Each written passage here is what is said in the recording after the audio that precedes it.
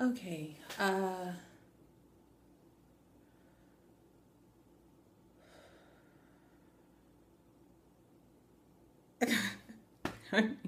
I mean, okay. Okay. Self-care. Self-care when you are utterly devastated. Self-care. What do you do? How do you take care of yourself? Um, I'm sorry. I'm trying not to be comical, but whoa. Whew. So today's Wednesday, the day after, and this day reminds me a lot of the day after Baby Bush was elected. And I was living in New York and I was going to school, and I went to school the next day and I couldn't actually believe it. And New York is a little, I mean, I love New York, but New York is a little more provincial, I'd say, than, or at least it was, than Northern California, where I grew up. So I did not expect to have the elation that some people felt about that election. And so, what did I do? What I did with that grief and that pain is I did my drug of choice, which is lots of really harmful foods, lots of sugar, fat, fried things, anything to like numb myself. And then I went out with friends and we had cocktails and we just continued to kind of like, bleh, just kind of all over each other, with all of this grief and pain and anger and all the ways, all the things of fear, all the things that we wanted to get out. Um,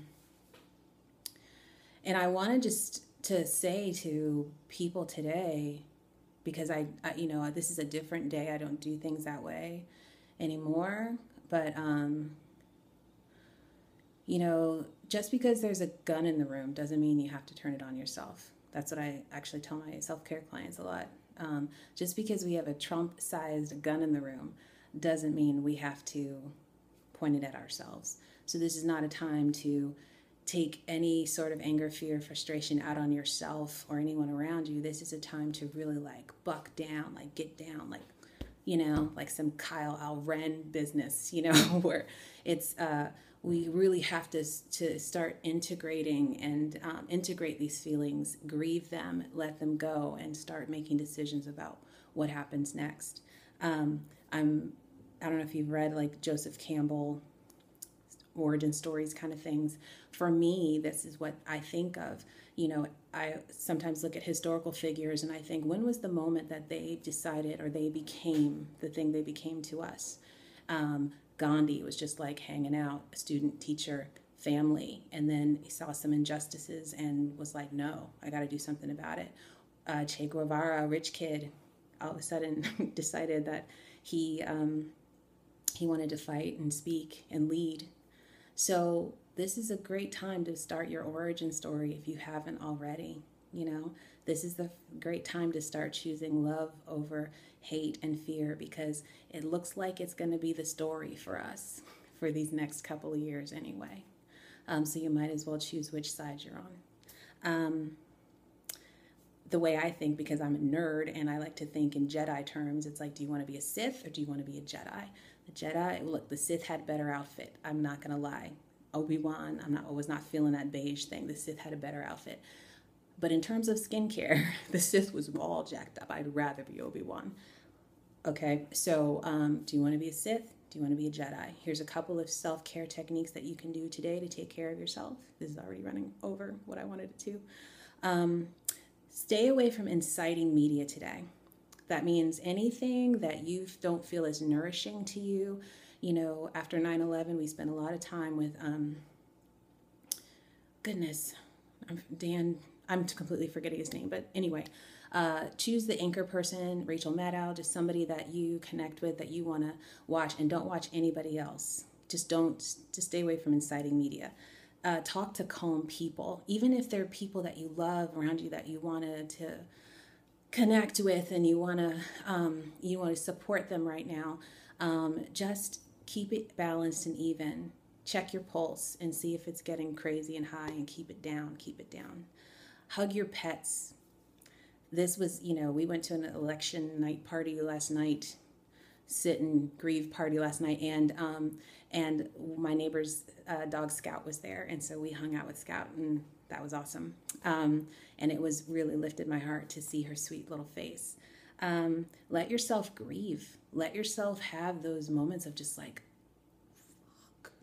Okay? They're helpful. Just go like, what the fuck?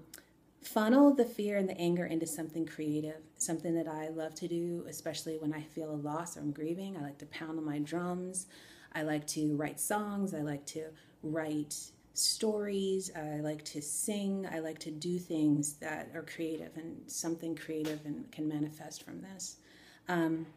No harmful food, like stick to the fresh stuff, stick to the clean stuff that just makes you feel good and makes you feel healthy and strong, and not the stuff that's going to bring you down and make you feel lethargic and just add to all of the crazy energy that's out there right now. And no negative self-talk, please. This is not doomsday. In fact, it could be something else entirely if we reframe the way that we look at it.